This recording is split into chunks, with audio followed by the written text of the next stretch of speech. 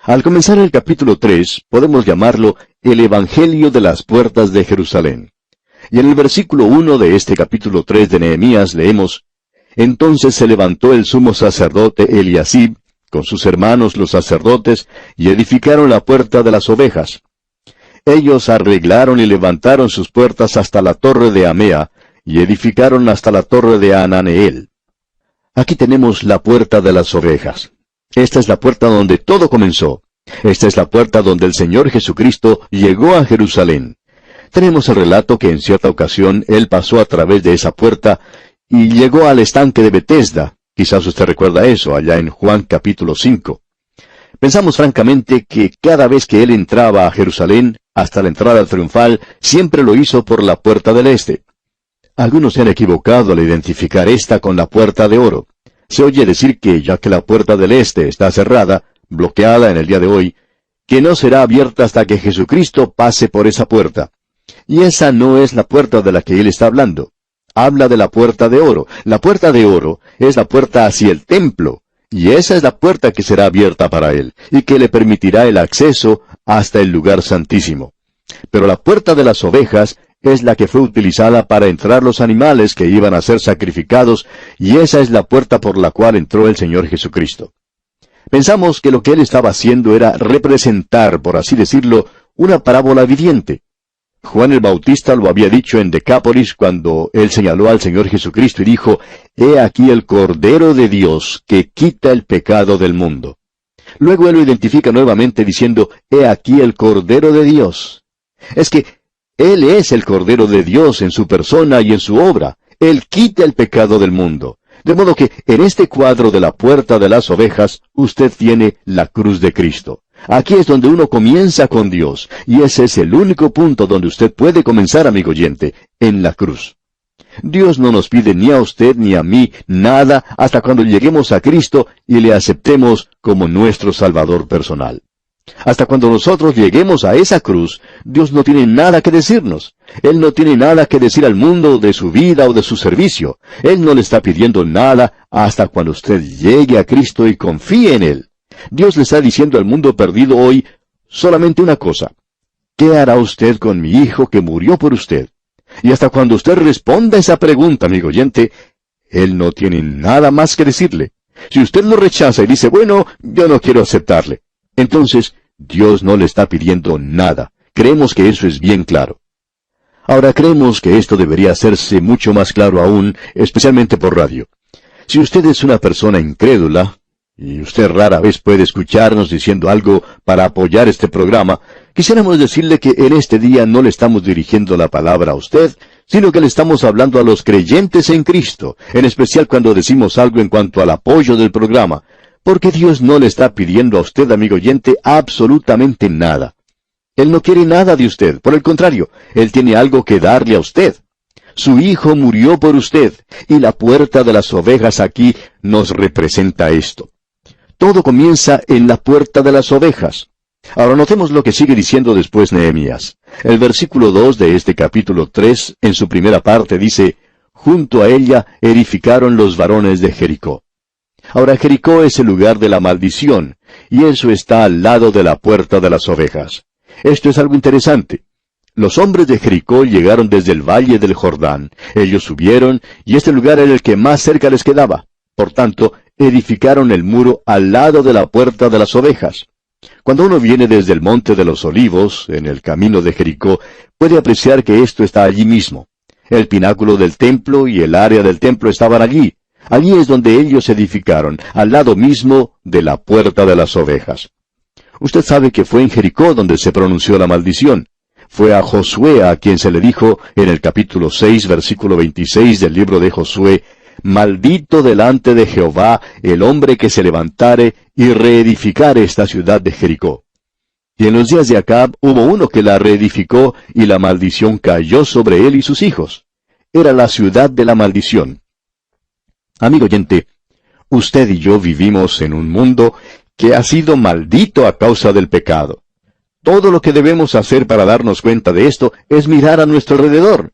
No es necesario hacer una explicación sobre este punto. Usted y yo, amigo oyente, estamos viviendo en un mundo donde existe la maldición del pecado. Nos damos cuenta de cómo ha sido arruinado este mundo por el hombre. No parece haber ninguna solución para sus problemas.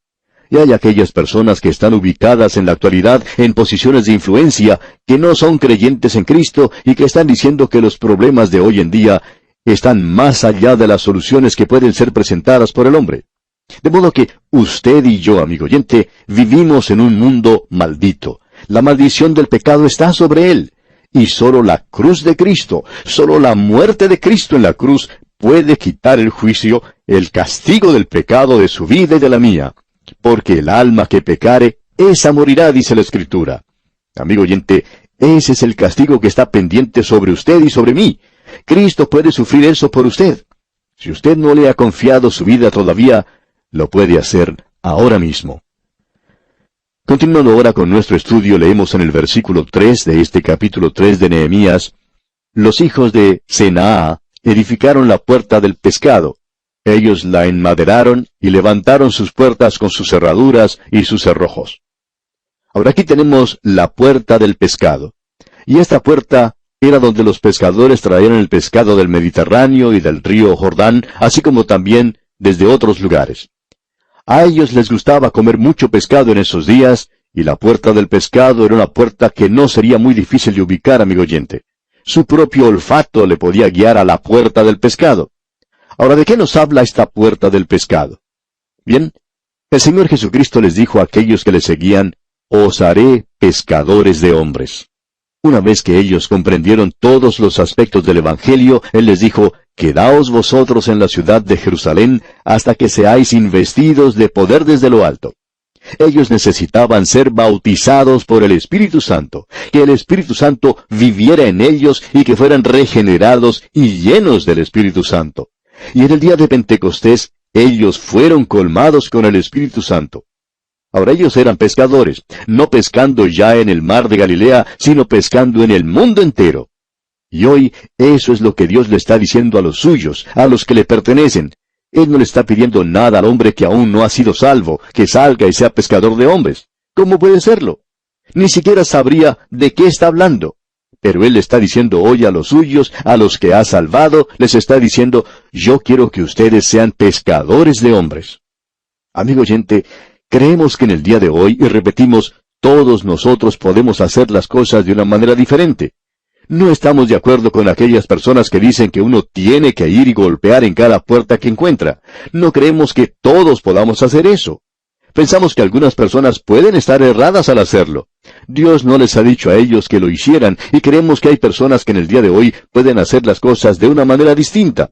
El evangelismo por medio de la oración, por ejemplo, pensamos que está alcanzando a muchas más personas que de cualquier otra forma. Es que Dios nos ha dado dones diferentes, y como ya hemos dicho, Él toma una nariz, una boca, 2 ojos, 2 oídos, y nos puede hacer a todos diferentes. Y también Él nos ha dado diferentes dones. Pero estamos seguros que todos nosotros, de alguna forma u otra, debemos pasar por la puerta del pescado. Y usted puede tener una parte importante en la propagación de la palabra de Dios en el día de hoy. Ahora, si usted tiene un predicador que está enseñando la palabra de Dios, usted lo puede apoyar y tener una parte con él. Él necesita su apoyo hoy para realizar la tarea, el ministerio que Dios le ha encomendado. Un buen ministro que verdaderamente esté enseñando la palabra de Dios. La palabra de Dios necesita ser proclamada, y usted y yo, amigo oyente, necesitamos apoyar el ministerio de Dios. Y así pues pasamos por la puerta del pescado. Luego en el versículo 4 tenemos una lista de varias personas que son mencionadas. Es algo maravilloso que sean puestos los nombres de estas personas aquí en el libro de la vida. Y no vamos a entrar a estudiar este versículo, sino que queremos decir que estas son personas conocidas solo para Dios y que ellos recibirán algún día un galardón por la sencilla razón que ayudaron a edificar el muro de Jerusalén. Y aquí, amigo oyente, vamos a detenernos por hoy porque nuestro tiempo ha tocado ya a su fin. Dios mediante, en nuestro próximo programa, continuaremos este estudio del capítulo 3 de Nehemías, comenzando con el versículo 5. Recuerde que es propio leer la porción antes de estudiar este capítulo en el próximo programa. Así es que sintonícenos en nuestra próxima oportunidad. Hasta entonces, amigo oyente, y que las incontables bendiciones del Señor sean con usted en todo tiempo. En nuestro programa anterior comenzamos un recorrido a través de las puertas de los muros de Jerusalén, que se relata en el capítulo 3 de este libro de Nehemías. Dijimos que había 10 de esas puertas. Comenzamos la vez anterior con la puerta de las ovejas. Esta puerta de las ovejas, dijimos, habla de la cruz de Cristo. Y allí es donde debemos comenzar con Dios. Tenemos que ir a ese lugar. Él nos encuentra en la cruz. Ese es el único lugar donde Dios puede reunirse con el mundo. El Señor Jesucristo lo expresó con toda claridad cuando dijo, «Yo soy el camino, y la verdad, y la vida. Nadie viene al Padre, sino por mí». De modo que usted, amigo oyente, debe ir a la puerta de las ovejas, a la cruz de Cristo. Cuando usted lo recibe y lo acepta como su Salvador, Él quiere hablarle acerca de algunas otras cosas. Y es así como llegamos entonces a la puerta del pescado. Y allí Él nos dice, quiero decirte que debes seguirme y quiero convertirte en pescador de hombres. Ahora hay diferentes maneras por medio de las cuales uno puede llegar a ser pescador de hombres, como hemos indicado ya en nuestro programa anterior. Y luego en el versículo 4 se menciona una lista de varias personas. Es algo maravilloso que los nombres de estas personas se encuentren aquí registrados en el libro de la vida. No vamos a entrar a estudiar este versículo, sino que queremos decir que estas son personas conocidas solo para Dios y que ellos recibirán algún día un galardón por la sencilla razón de que ayudaron a edificar el muro de Jerusalén. Notemos entonces ahora el versículo 5 de este capítulo 3 de Nehemías. E inmediato a ellos restauraron los tecoitas, pero sus grandes no se prestaron para ayudar a la obra de su Señor. Aquí tenemos una clase de personas que piensa que son demasiado importantes como para ponerse a hacer un trabajo como este, de reedificar los muros. Quizá ellos hayan tenido alguna otra excusa, quizá no querían arruinar sus manos levantando las rocas que formaban los muros de Jerusalén. Uno se maravilla al considerar a estas personas. Quizá uno pueda tener hasta un poquito de simpatía para con los grandes de los tecoitas. Ellos no querían inclinarse, no querían doblegar sus espaldas al trabajo. Hacía falta mucha fuerza para poder levantar esas rocas que eran necesarias para la edificación, y por tanto había muchos brazos y piernas y espaldas doloridas por todo el esfuerzo que debía realizarse. Posiblemente no había una sola parte del cuerpo que no les doliera a esas personas. Entonces, estos grandes personajes de mucha importancia e influencia de los tecoitas pensaban que esto era demasiado para ellos. De cualquier manera, ellos no quisieron poner manos a la obra y abandonaron la tarea. Ellos estaban al lado de la puerta del pescado, y en ese lugar es donde uno debe ser testigo, y ellos no fueron testigos de Dios para nada.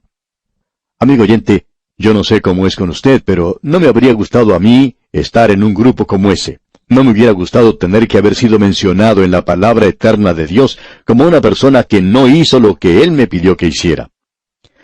Tenemos, amigo oyente, que en la actualidad hay muchos en la iglesia que no están haciendo lo que Dios les ha pedido que hagan. Ellos son salvos. No estamos aquí discutiendo el asunto de la salvación. Y esperamos que usted se dé cuenta clara de esto. Reconocemos que son salvos, pero ellos no están haciendo absolutamente nada. No están sirviendo al Señor. El escritor del libro de los Proverbios, en el capítulo 11, versículo 26, dice, «Al que acapara el grano, el pueblo lo maldecirá, pero bendición será sobre la cabeza del que lo vende». Es algo terrible acaparar la palabra de Dios. Amigo oyente, ¿se ha detenido usted a pensar cómo puede ser esto? Volvamos a leer detenidamente este versículo que mencionamos aquí en Proverbios. «Al que acapara el grano, el pueblo lo maldecirá, pero bendición será sobre la cabeza del que lo vende». Se nos dice que habrá ciertas personas en la eternidad que se levantarán y los llamarán bienaventurados. Y pensamos que habrá gente que se levantará en el infierno y maldecirá a algunos que han ido al cielo porque ellos no quisieron compartir con ellos el grano, como se nos dice aquí. Hay gente hoy que no están compartiendo, que están acaparando solamente la palabra, el grano, ya que la palabra de Dios es el grano que se está mencionando. Y ellos lo están acaparando, guardándolo para que aquellos que están hambrientos no lo puedan obtener. El Señor Jesucristo dijo, «Venid en pos de mí, y os haré pescadores de hombres». Si vamos a hacer su voluntad hoy, amigo oyente, en alguna parte tenemos que estar activos. Quizá en un movimiento que está propagando la palabra de Dios. Ninguno de nosotros lo puede hacer en forma individual. Tenemos que tener mucha ayuda para poder hacerlo. Luego llegamos a la tercera puerta que se menciona en este capítulo 3 de Nehemías, y se nos dice aquí en el versículo 6, la puerta vieja fue restaurada por Joiada, hijo de Pasea, y Mesulam, hijo de Besodías.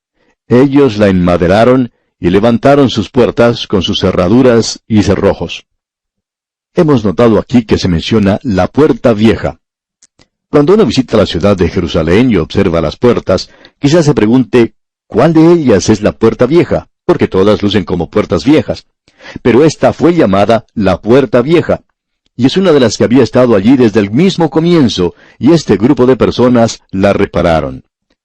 Ahora, la puerta vieja nos habla del hecho que, bueno, mejor sería leer Jeremías capítulo 6, versículo 16, donde dice, así dijo Jehová, paraos en los caminos y mirad, y preguntad por las sendas antiguas, cuál sea el buen camino, y andad por él, y hallaréis descanso para vuestra alma. Nosotros estamos viviendo en un día en que todos estamos interesados por las cosas nuevas. Tenemos que tener un automóvil último modelo, tenemos que vestir al ritmo de la moda, tenemos que poseer los utensilios más modernos en el hogar. En cierta oportunidad, un hombre se acercó a un pastor y le dijo, he notado que usted está usando un traje con la solapa angosta, y hoy la moda es usar una solapa ancha. Bueno, a mí no me molesta en lo más mínimo la clase de solapa que tienen mis trajes, dijo el pastor. Pero para ciertas personas eso tiene mucha diferencia porque hay muchos que están siempre vistiendo con el último grito de la moda y siempre están buscando usar en sus hogares los últimos avances de la tecnología moderna. Estamos viviendo en días cuando las cosas se están cambiando rápida y radicalmente. Y las condiciones bajo las cuales nuestros abuelos, por ejemplo, solicitaban las manos de nuestras abuelas, ha cambiado bastante. Y son muy diferentes a las del día de hoy, cuando los jóvenes modernos tienen que enfrentar este asunto. Usted sabe que la moralidad está cambiando. Se habla mucho de la nueva moralidad, pero esto ya era viejo aún en los días de Noé. Esta búsqueda constante de algo nuevo en nuestra era es lo que nos está llevando a sentirnos completamente frustrados.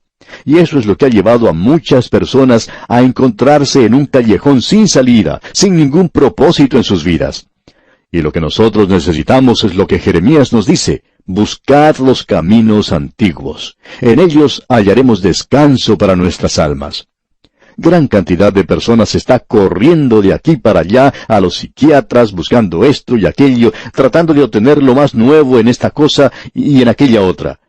Y lo que en realidad necesitan es ir a aquel quien dijo, venid a mí, todos los que estáis trabajados y cargados, y yo os haré descansar. Llevad mi yugo sobre vosotros, y aprended de mí, que soy manso y humilde de corazón, y hallaréis descanso para vuestras almas. Amigo oyente, ese es el lugar donde uno lo puede encontrar verdaderamente hoy. Necesitamos regresar al corazón humano, que hoy necesita mucho más de lo que esta era mecánica y electrónica puede ofrecer y en la cual nos toca vivir. Necesitamos regresar a las sendas antiguas. Bien, notemos ahora lo que se nos dice aquí en el versículo 8 en la primera parte. Junto a ellos restauró Uziel, hijo de Araía, de los plateros. Ahora, ¿le llama la atención esto como si fuera algo fuera de lo común? Ya dijimos que las rocas y las piedras que se usaban en los muros de Jerusalén eran bastante grandes y pesadas, y aquí tenemos a los plateros.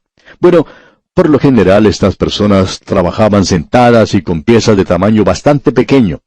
Ellos no estaban acostumbrados a trabajar con rocas grandes como estas, y esto era algo bastante duro para los plateros. Pero ellos lo hicieron, y Dios notó su labor y lo señaló aquí. Ellos trabajaron con esas rocas grandes y pesadas, y aunque la labor era bastante ardua, bastante dura y difícil, la realizaron. Hay personas que están haciendo verdaderos sacrificios por Dios, y es muy duro para ellos. Pero Dios, amigo oyente, toma nota de todo esto. Luego notemos aquí al siguiente grupo que se menciona en este mismo versículo 8 en su segunda parte, donde dice, junto al cual restauró también Ananías, hijo de un perfumero. Así dejaron reparada a Jerusalén hasta el muro ancho. Podemos decir que esta persona era un farmacéutico, y como usted ya sabe, esta gente está acostumbrada a trabajar con cosas pequeñas también. Los encontramos aquí trabajando con estas grandes y pesadas rocas. Y Dios mismo tomó nota de ello y lo menciona aquí. Es bueno poder apreciar a estas personas que se dedican realmente a la obra del Señor Jesucristo, sufriendo como lo tuvieron que hacer en esta ocasión que podemos observar. Hay muchos pastores y obreros que están trabajando en la obra del Señor de una forma muy consagrada, muy dedicada, y algunos que, hablando en forma práctica, se están matando por la cantidad de trabajo que están realizando. Hay algunos que han muerto de un ataque al corazón porque han estado tan ocupados en la obra del Señor. Creemos, amigo oyente, que sería bueno que si usted tiene un pastor como estos, un buen pastor que está trabajando demasiado, pues que usted se le acerque, ponga su brazo sobre sus hombros, posiblemente esto le dé un ataque, y dígale que usted está orando por él, y que si está trabajando demasiado, que no lo siga haciendo así, porque hombres así son muy necesitados hoy, y son los que llevan adelante la obra, como los que se mencionan en este versículo que hemos leído, los plateros y los farmacéuticos. Al seguir adelante en este capítulo 3 de Nehemías, encontraremos la puerta del valle. Pero antes de hacer eso, creo que deberíamos notar algo más. En el día de hoy se escucha mucho hablar del movimiento de liberación de la mujer. Y eso era algo que ya tenían en Jerusalén en tiempos pasados. Notemos aquí lo que dice el versículo 12. Escuche. Junto a ellos restauró Salum, hijo de Aloes, gobernador de la mitad de la región de Jerusalén, él con sus hijas. Podemos apreciar que estas jóvenes pertenecían al movimiento de liberación de la mujer. Ellas dijeron, nosotras vamos a ir a ayudar y a reedificar los muros de Jerusalén. Los hombres lo están haciendo y nosotras también lo vamos a hacer. Creemos que si una mujer quiere hacer el trabajo del hombre hoy, pues que lo haga. Pero lo único es que debe hacerlo hasta completarlo.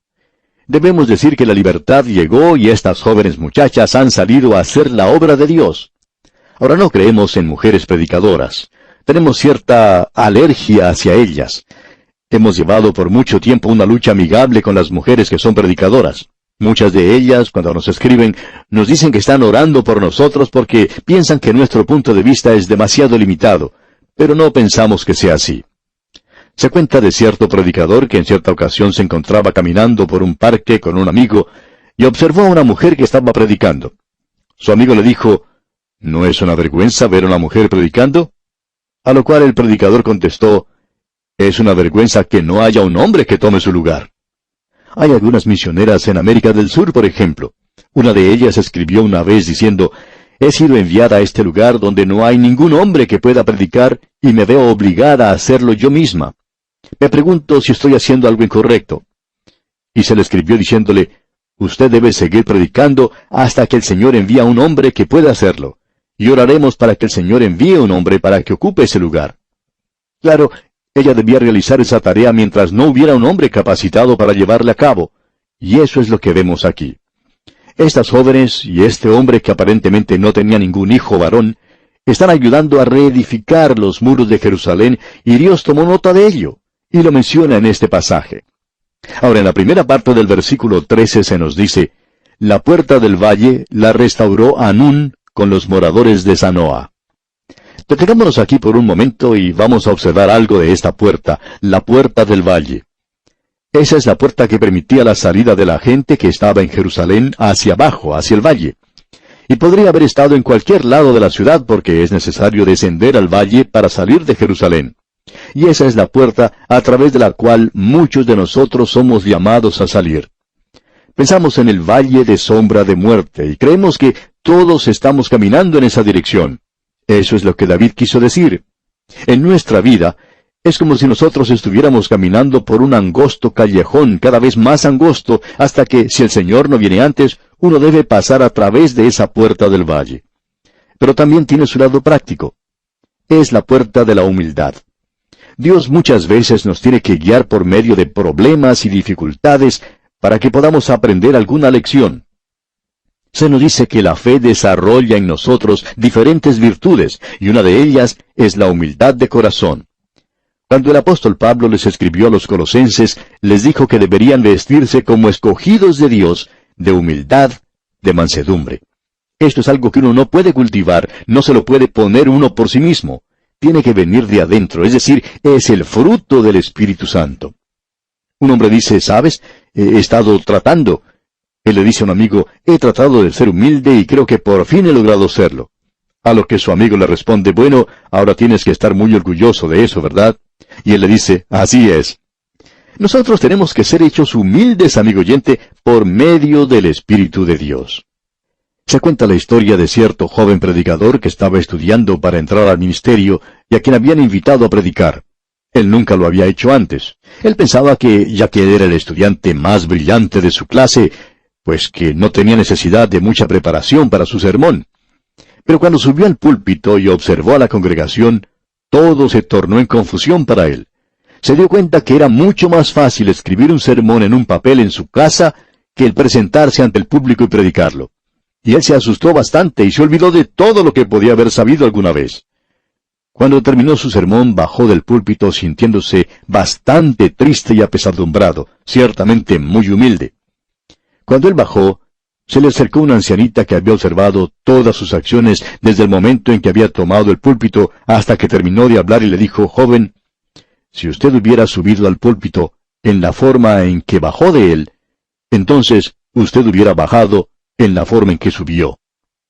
Usted bien sabe que Dios nos pone en la escuela de la humildad, amigo oyente. Es un fruto del Espíritu, y esa es la puerta por la cual muchos de nosotros debemos pasar. Continuando ahora con la lectura de los versículos 13 y 14, vemos que ellos reedificaron y levantaron sus puertas con sus cerraduras y sus cerrojos y 1000 codos del muro hasta la puerta del muladar. Reedificó la puerta del muladar Malquías, hijo de Recab, gobernador de la provincia de Bet-Akerem. Él la reedificó y levantó sus puertas, sus cerraduras y sus cerrojos. Esta puerta del muladar es una puerta muy importante, pero uno no habla mucho de ella. De paso, podemos decir que la puerta del muladar es la que uno debe utilizar para llegar al muro de los lamentos en Jerusalén. Pero no era así en aquel día. Obviamente estaba del otro lado, y era por donde se descendía hacia el valle de Geena. Pero como ya hemos dicho, no se encuentra allí en el día de hoy. La puerta del muladar era la puerta por donde se vaciaba el estiércol y la basura. Ahora, en nuestras vidas cristianas, se puede acumular la basura y el apóstol Pablo nos dice allá en su segunda carta a los Corintios capítulo 7 versículo 1, así que, amados, puesto que tenemos tales promesas, limpiémonos de toda contaminación de carne y espíritu, perfeccionando la santidad en el temor de Dios. Pablo trató con esta puerta en la vida cristiana como cualquier otra persona. Y usted y yo, amigo oyente, necesitamos reconocer que es necesario confesar nuestros pecados, y al hacer esto, estamos sacando esta basura que tenemos. Si confesamos nuestros pecados, Él es fiel y justo para perdonar nuestros pecados y limpiarnos de toda maldad, dice el apóstol Juan. Ahora, en el versículo 15 de este capítulo 3 de Nehemías, en su primera parte, tenemos la próxima puerta. Se nos dice, Salum, hijo de Golose, gobernador de la región de Mizpa, restauró la puerta de la fuente. Ahora, la puerta de la fuente creemos que se refiere a aquella que el Señor mencionó cuando le dijo a la mujer samaritana al lado del pozo, «Mas el que bebiere del agua que yo le daré, no tendrá sed jamás, sino que el agua que yo le daré será en él una fuente de agua que salte para vida eterna». Y también más adelante, en la fiesta de los tabernáculos, Él se puso en pie y dijo, «El que cree en mí, como dice la Escritura, de su interior correrán ríos de agua viva». Y luego el apóstol Juan explica lo que él dijo. Esto dijo del Espíritu que habían de recibir los que creyesen en él, pues aún no había venido el Espíritu Santo porque Jesús no había sido aún glorificado. Y el apóstol Pablo podía decir allá en su carta a los Romanos capítulo 8 versículo 9, «Mas vosotros no vivís según la carne, sino según el Espíritu, si es que el Espíritu de Dios mora en vosotros. Y si alguno no tiene el Espíritu de Cristo, no es de él». Ahora, la puerta de la fuente nos enseña, por tanto, que cada creyente tiene en sí mismo el Espíritu de Dios. Él necesita ser llenado por el Espíritu de Dios. Y cuando Él está lleno del Espíritu, no es simplemente un pozo, sino una fuente de agua viva que saldrá de Él para bendecir a otras personas. Y eso es lo que todos nosotros debemos hacer en los días en que vivimos, amigo oyente. Cuando uno lee todo el capítulo 3 de Nehemías, algo que nosotros no vamos a hacer ahora, uno puede apreciar todo lo que ocurrió durante la edificación del muro. Nosotros vamos a ver ahora lo que dice acá el versículo 26, donde se menciona la séptima puerta, y dice, «Y los sirvientes del templo que habitaban en Ofel restauraron hasta enfrente de la puerta de las aguas al oriente y la torre que sobresalía». Ahora, la puerta de las aguas es donde el agua era traída a la ciudad. Ellos podían sacar agua de un acueducto, pero no toda provenía de allí.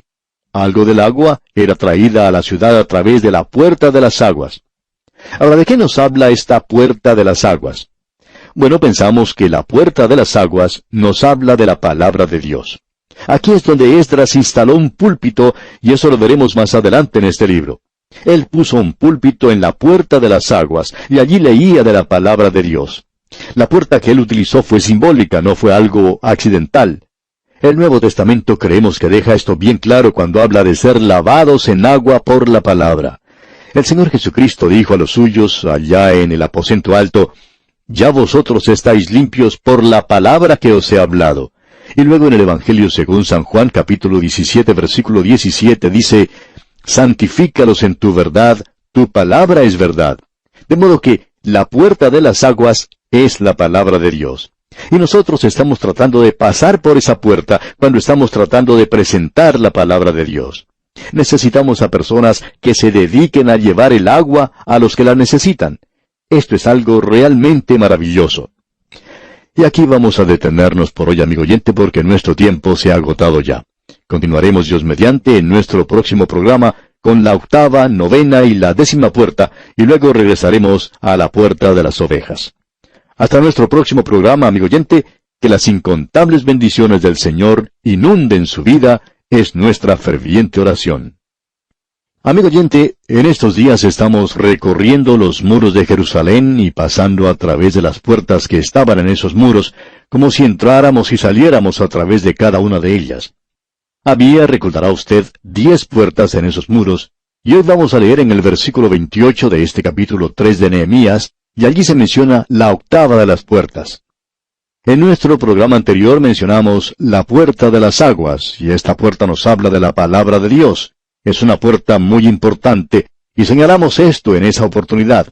La palabra de Dios, como vimos, es identificada como agua. El Señor Jesús dijo, usted recordará algo relacionado con esto. Él dijo, «Ya vosotros estáis limpios por la palabra que os he hablado». Y la palabra de Dios es el medio utilizado para limpiar. El salmista hizo esta pregunta, ¿con qué limpiará el joven su camino? O sea, ¿cómo lo va a limpiar? Y la respuesta la menciona también el salmista cuando dice, «con guardar tu palabra». Algo que nos llama la atención sobre la puerta de las aguas es que ésta no fue reparada. Aparentemente, cuando todas las otras puertas y muros fueron destruidos, esta puerta permaneció intacta. Y es algo sorprendente que haya sido así. No necesitaba ninguna clase de arreglo o reparación. ¿Le sugiere algo esto a usted, amigo oyente? La palabra de Dios, amigo oyente, no necesita ninguna clase de arreglo o reparación. Hay muchas personas hoy que siempre están tratando de probar o defender la Biblia como la palabra de Dios. Y por supuesto también existen aquellos que están tratando de probar que la Biblia no es la palabra de Dios. Y hay muchos que se internan, abrazan este tipo de ministerio apologético, tratando de probar que la Biblia es la palabra de Dios. Pero todos tenemos que aprender que uno no necesita probar eso. Usted solo tiene que predicar la palabra y el Espíritu de Dios tiene a su cargo el resultado. Y yo he llegado a la conclusión, y es definitivamente algo dogmático, que es en realidad la palabra de Dios. No simplemente creo que puede ser la palabra de Dios, sino que positivamente sé que es así. Y sé lo que ella puede hacer por usted, amigo oyente, hoy. Eso también lo he descubierto. Por tanto, la palabra de Dios no necesita el débil apoyo o defensa que yo le pueda dar. Ella tiene cómo poder defenderse a sí misma. Cierto pastor dijo en una ocasión que uno no necesita defender la palabra de Dios porque se defiende a sí misma. Es como si uno tuviera un león en una jaula en su casa. Uno no necesita poner allí a guardianes para que protejan al león de los gatos del vecindario. Uno simplemente puede abrir la puerta de la jaula y el león puede cuidarse muy bien a sí mismo. Y la palabra de Dios, en una comparación pobre, por supuesto, puede cuidarse a sí misma de la misma manera. Solo necesita ser proclamada, no necesita ser reparada ni apoyada débilmente por nosotros.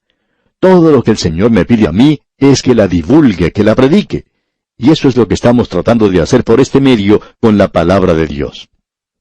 Bien, llegamos ahora a la puerta de los caballos. Leamos el versículo 28 de este capítulo 3 de Nehemías. Desde la puerta de los caballos restauraron los sacerdotes, cada uno enfrente de su casa. Ahora, ¿de qué nos habla entonces la puerta de los caballos? Bueno, el caballo es el animal que utilizaban los guerreros. Nos preguntamos si usted, amigo oyente, ha notado esto cuando lee las Escrituras. Zacarías lo menciona como también en el libro de Apocalipsis. Estos son caballos simbólicos y son poderes haciendo la guerra. Allí tenemos al caballo bermejo, un caballo de guerra, de eso es de lo que nos habla. Ahora el Señor Jesucristo entró a la ciudad de Jerusalén montado en un pequeño asno. Ese es el animal sobre el cual montaban los reyes, y él no estaba demostrando que era humilde al montar en un pollino como creemos nosotros. Nosotros creemos que era un animal humilde, pero en realidad era un animal usado por los reyes cuando se acercaban a una ciudad en son de paz. Ellos solo montaban en caballos en tiempo de guerra, y el caballo es un símbolo de guerra. Esto nos habla del servicio de soldado que tiene el creyente en el día de hoy. Usted recordará lo que dice el apóstol Pablo en su epístola a los Efesios. Dice, «Asimismo nos hizo sentar en los lugares celestiales con Cristo Jesús». Esa es la gran verdad, la primera parte de Efesios. Pero cuando uno lee la segunda parte, el apóstol Pablo nos dice allí, «Os ruego que andéis como es digno de la vocación con que fuisteis llamados». De modo que tenemos, por así decirlo, nuestra cabeza en los lugares celestiales, pero nuestros pies están aquí en la tierra firme. Y debemos andar. No solo eso, sino que en el capítulo 6 de Efesios, el apóstol Pablo está diciendo que debemos vestirnos de toda la armadura de Dios. Hay una batalla que luchar, y es una gran batalla espiritual. Nosotros no estamos luchando contra carne y sangre, sino contra fuerzas espirituales. Y hoy hay en existencia un movimiento espiritual de interés en la palabra de Dios, y también hay muchos adversarios. Hablando honestamente, un versículo que utilizamos muchas veces es el que Pablo mencionó cuando le escribió a los creyentes en Corinto desde Éfeso. Él dijo, «Se me ha abierto puerta grande y eficaz, y muchos son los adversarios». Nosotros hemos apreciado esto en la obra radial. Nunca antes habíamos tenido una puerta abierta como la que tenemos en la radio en el presente. Amigo oyente, yo nunca me había dado cuenta que muchas personas eran mis enemigos hasta cuando comencé a propalar la palabra de Dios. Es sorprendente que uno sea atacado por ciertas personas que deberían estar apoyando la palabra de Dios. Dicen ser creyentes y uno pensaría que ellos podrían apoyar esta obra, pero si ellos no tienen nada bueno que decir, tampoco tienen nada malo que decir. Pero han sido personas que han criticado mucho el ministerio radial. Debemos decir que hay muchos adversarios hoy y necesitamos ponernos la armadura de Dios. Se nos dice que debemos tomar la espada del Espíritu, que es la palabra de Dios, y ese es el único instrumento que queremos usar en la actualidad. Pero el apóstol Pablo también le dijo a un joven predicador allá en su segunda carta a Timoteo, capítulo 2, versículo 3, «Tú pues sufre penalidades como buen soldado de Jesucristo». Eso nos habla, amigo oyente, de que usted y yo hoy debemos luchar como creyentes. Y si usted no está en la lucha hoy, aparentemente no está tomando su posición en el Señor. Porque permítanos decirle, la batalla está teniendo lugar en muchos lugares, y si usted no se pone firme por el Señor hoy, alguien tratará de derribarlo. Pero tenemos que hacer esto hoy mismo. Muchos de los creyentes en Dios, en la actualidad, están pasando por grandes dificultades. Y bien, llegamos ahora a la próxima puerta, y esta se llama la puerta oriental. Y esta es una puerta que nos llena de expectación y de entusiasmo. Se nos dice en el versículo 29, «Después de ellos, restauró Sadoc, hijo de Immer, enfrente de su casa, y después de él restauró Semaías, hijo de Secanías, guarda de la puerta oriental». La puerta oriental era una puerta muy interesante en esos días. Era la primera que se abría por la mañana. Esto quizá parezca un poco infantil, ya que es algo que se destaca por sí mismo. Pero esta puerta oriental estaba ubicada en el oriente, en el lado oriental de la ciudad. Ahora, la puerta oriental en Jerusalén está cerrada en el día de hoy. Muchos piensan que esta es la puerta por la cual pasará el Señor Jesucristo. Quizá lo haga, no lo sabemos. La Escritura no lo dice. Pero se dice que estará pasando por la puerta de oro. Ahora, la puerta de oro está en el templo, no en el muro de la ciudad. La puerta oriental había sido cerrada, pero era la primera puerta que se abría cada mañana. ¿Por qué? Porque por ese lado era por donde salía el sol. Durante toda la noche el centinela estaba recorriendo el muro, caminando de un lugar a otro, observando el horizonte. Pero muy temprano en la mañana él llegaba a la puerta oriental y se ponía a atisbar el horizonte. Quizá en la ciudad había personas que no podían conciliar el sueño. Quizá había enemigos afuera en la oscuridad y ellos no podían dormir. Quizás se encontraban caminando de un lugar para otro. Finalmente, uno de ellos se podía levantar y preguntar al centinela, ¿cuándo se acaba esta noche? Y el centinela contesta, bueno, todavía está oscuro afuera, pero ya se acerca la mañana. Y luego de un rato comienza a aparecer un rayo de luz en el horizonte oriental. El centinela observa eso y dice, ya comienza a amanecer y puedo ver afuera que no hay ningún enemigo y que ya sale el sol. Y nos podemos imaginar cuál era el suspiro de alivio que salía de los pechos de las personas que estaban preocupadas por los peligros de la noche. Amigo oyente, todos los creyentes deberían estar reunidos en la puerta oriental, porque se puede observar en estos momentos un poco de luz en el horizonte, y el sol puede aparecer muy pronto. Pero antes de que aparezca el sol, la estrella de la mañana aparecerá. ¿Por qué?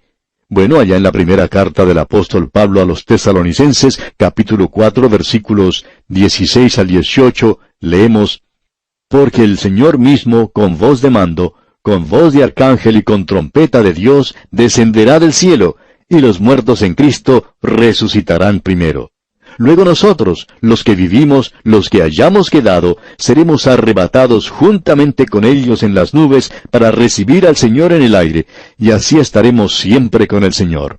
Por tanto, alentaos los unos a los otros con estas palabras. Amigo oyente, esto nos habla del rapto de la iglesia. Y cuando uno dice, seremos arrebatados, otra de las palabras que se puede utilizar aquí es el rapto. Y es una palabra bíblica muy buena. Cuando alguna persona discute que la Biblia no habla sobre el rapto, están utilizando diferencias semánticas nada más. La Escritura dice que Él llegará y arrebatará a los suyos, sacándolos de este mundo antes de que salga el sol. Y en esos momentos ya tenemos un poquito de luz en el horizonte. Nosotros no tenemos ninguna fecha para dar. Desafortunadamente hay personas hoy que están tratando de decir que entre esta fecha y el año 2010 el Señor llegará. Ahora nos gustaría saber de dónde sacan eso. Porque quizá ellos tengan alguna información directa del cielo que nosotros no tenemos y nos gustaría obtenerla. Pero no creemos que exista tal información, amigo oyente. Pero sí creemos que nuestro Señor está viniendo y que el próximo gran evento es el rapto de la iglesia. Y nosotros, amigo oyente, deberíamos estar reunidos en la puerta del oriente. Y este es el día cuando, aunque nos parezca que es muy oscuro allá afuera, ya se observa un poquito de luz, lo que nos da una esperanza. Luego llegamos a la próxima puerta. Y antes de llegar a la misma, quisiéramos leer el versículo 30 porque vemos allí algo que nos llama la atención. El versículo 30 de este capítulo 3 de Nehemías dice, tras él, Ananías, hijo de Selemías, y Anún, hijo sexto de Salaf, restauraron otro tramo. Después de ellos, restauró Mesulam, hijo de Berequías, enfrente de su cámara. La razón por la cual leímos este versículo es que nos llamó la atención ese nombre Mesulam, quien quiera que sea, el Señor sabe por qué está mencionado aquí. Todo lo que él hizo fue reparar el muro enfrente de la casa donde vivía. Amigo oyente, quizá usted no sea capaz de ser testigo ante todo el mundo, quizá no lo pueda hacer frente a sus propios vecinos, pero sí puede hacer frente a su propia familia. Usted puede presentar la palabra de Dios a su propia familia. Es maravilloso en nuestros días tener a una familia que es salva, pero la responsabilidad es suya de presentarles la palabra de Dios. Cierto hombre dijo en una ocasión, siento que debería salvarlos. Y el pastor con quien hablaba le contestó que su obligación era la de presentar la palabra de Dios, el Evangelio, y luego la decisión era de ellos. Es una decisión que deben tomar entre ellos y el Señor. Su responsabilidad era la de llevar la palabra de Dios a los suyos. De modo que este hombre Mesulam reparó el muro enfrente de su casa, y pensamos que eso era todo lo que Dios le pidió que hiciera. Y ahora sí, llegamos al versículo 31 de este capítulo 3 de Nehemías. Después de él, restauró Malquías, hijo del platero, hasta la casa de los sirvientes del templo y de los comerciantes, enfrente de la puerta del juicio, y hasta la sala de la esquina. Esta era la puerta de revista o de registro. Cuando un extranjero llegaba a la ciudad, él tenía que tener una visa. Bueno, no como las que conocemos en el día de hoy, porque eso no era necesario, pero él debía detenerse en la puerta para ser registrado o apuntado. Y también era la puerta de la revista. No solo cuando llegaban los extranjeros, sino cuando llegaba de regreso el ejército que había salido a luchar en alguna batalla. Los soldados pasaban por esta puerta cuando volvían de la lucha. Aquí es donde el rey David pasó revista a sus tropas cuando regresaban. ¿Cómo los amaba él? ¿Y cómo lo amaban ellos? La mayoría de ellos gustosamente hubiera entregado su vida por su rey. Cuando ellos llegaban cansados y heridos de la lucha, encontraban a su rey en la puerta para darles la bienvenida y agradecerles por su lealtad y dedicación. Usted sabe que se nos dice en el día de hoy que en la ocasión en que tenga lugar el rapto de la iglesia, vamos a ser arrebatados y nos encontraremos con el Señor en el aire. Hay personas que dicen que eso va a ser algo maravilloso. Pues sí, lo es. Pero ¿sabe usted que algo más ocurrirá allí que debería ponernos inmediatamente a examinar nuestras vidas en una forma cuidadosa y sincera? Porque se nos dice en una manera muy directa que todos nosotros tenemos que aparecer ante el tribunal de Cristo. Escuche usted lo que dice el apóstol Pablo allá en su segunda carta a los Corintios capítulo 5, versículo 10. Dice, porque es necesario que todos nosotros comparezcamos ante el tribunal de Cristo, para que cada uno reciba según lo que haya hecho mientras estaba en el cuerpo, sea bueno o sea malo. Pues bien, este no es el gran trono blanco, este es el tribunal de Cristo donde deben comparecer los creyentes. ¿Para qué? Para que cada uno reciba según lo que haya hecho mientras estaba en el cuerpo. Esto es para poder recibir un galardón. Aquí no se cuestiona para nada la salvación de la persona. Usted no estaría allí si no hubiera sido salvo. Y es según lo que haya hecho mientras estaba en el cuerpo, sea bueno o sea malo. Y luego el apóstol Pablo agrega, conociendo pues el temor del Señor, persuadimos a los hombres. Pablo está diciendo, yo quiero estar ocupado porque tendré que presentar un informe sobre si estoy trabajando 8 horas por día, o si le estoy dando al Señor 60 segundos de cada minuto, 60 minutos de cada hora, o 24 horas en cada día, y los 7 días de la semana. Bajo la ley, ellos deberían dar solamente un día. Pero el Señor dice, yo lo quiero a usted y no me interesa en realidad lo que está haciendo, ya sea lavar los trastos o barrer las calles de la ciudad, lo que sea. El Señor Jesús va a observar cómo ha vivido usted aquí y esa es la puerta del juicio. Cuando los soldados regresaban a través de esta puerta, el rey David estaba allí. Y él conocía al soldado que había luchado con denuedo. Él sabía lo que había hecho. Él lo llamaba aparte de las filas y le decía, yo tengo un premio, un galardón para usted. Y habrá muchos creyentes desconocidos para nosotros que serán llamados aparte de las filas en ese día, los cuales ni usted ni yo conocemos. Pensemos de las personas que son mencionadas a menudo en la actualidad, los predicadores, los misioneros, los oficiales de la iglesia, los maestros de la escuela dominical. Ahora yo pienso que ellos van a recibir una recompensa, pero pienso también que los mejores galardones irán a parar a las manos de aquellos santos desconocidos que viven una vida dedicada a Dios en estos días. Esta puerta del juicio es una puerta maravillosa. Ahora hemos pasado por las 10 puertas. Notemos ahora lo que dice el versículo 32. Y entre la sala de la esquina y la puerta de las ovejas restauraron los plateros y los comerciantes. Hemos regresado nuevamente a la puerta de las ovejas. Hemos recorrido todo el muro de Jerusalén alrededor de la ciudad porque ya estamos de regreso al punto de partida. Amigo oyente, comenzamos en la cruz de Cristo y nos detenemos en la cruz de Cristo. Y esto es lo de importancia y valor, la cruz de Cristo. La puerta de las ovejas nos habla de la cruz de Cristo.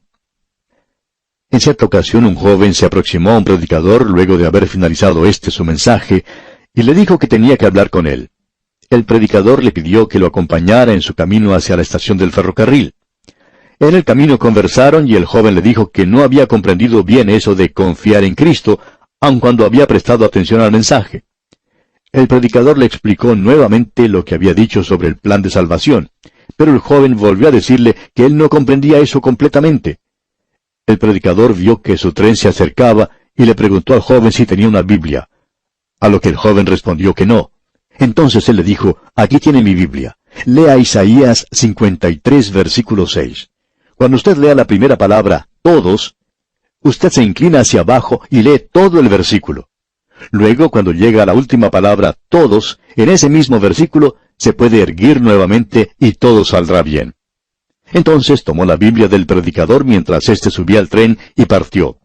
El joven se quedó allí con la Biblia en la mano, un poco sorprendido y confuso por las instrucciones del predicador. Luego se dirigió a un farol en la calle y se puso a leer Isaías capítulo 53, versículo 6, que dice, todos nosotros nos descarriamos como ovejas, cada cual se apartó por su camino, mas Jehová cargó en él el pecado de todos nosotros. Y entonces el joven al leer eso se preguntó, ¿qué fue lo que dijo que debía hacer? Que la primera vez que leyera la palabra todos, me agachara. Todos nosotros nos descarriamos como ovejas, cada cual se apartó por su camino. El joven dice, bueno, ese es un buen cuadro de cómo soy yo. Pero luego dice, mas Jehová cargó en él el pecado de todos nosotros. Y el joven quedó allí un poco intrigado. Ah, dijo, debo erguirme bien cuando finalizo la lectura. Y luego dijo, ahora yo entiendo, yo puedo confiar en Cristo. Todos mis pecados son puestos en Jesús. Jehová ha puesto sobre él mis pecados. Ahora puedo erguirme y caminar bien. Él me ha perdonado. Cuando el predicador regresó a la ciudad al siguiente día, buscó al joven. Ya había comenzado la reunión y él necesitaba su Biblia. Por fin apareció el joven y el predicador le preguntó, joven, ¿ha hecho usted lo que le dije? A lo cual le respondió el joven, sí, así fue. ¿Y qué ocurrió entonces? El joven le dice, hice lo que usted me sugirió. Cuando leí la palabra todo en Isaías 53:6, era algo que venía muy bien y me incliné. Luego me erguí cuando leí la última parte del versículo. Ahora sé que Jesucristo es mi Salvador y he confiado en Él. Amigo oyente, comenzamos en la puerta de las ovejas y salimos por la misma puerta. Y creemos que a través de la eternidad vamos a hablar sobre esta puerta de las ovejas donde el Señor Jesucristo murió hace más de 2000 años en el Gólgota, en el lugar de la calavera, por sus pecados y los míos. Y aquí vamos a detenernos por hoy. Esperamos encontrarnos en este mismo punto del dial en nuestro próximo programa. Mientras tanto, es nuestra oración que el Señor le ayude a vivir conforme a su bendita voluntad.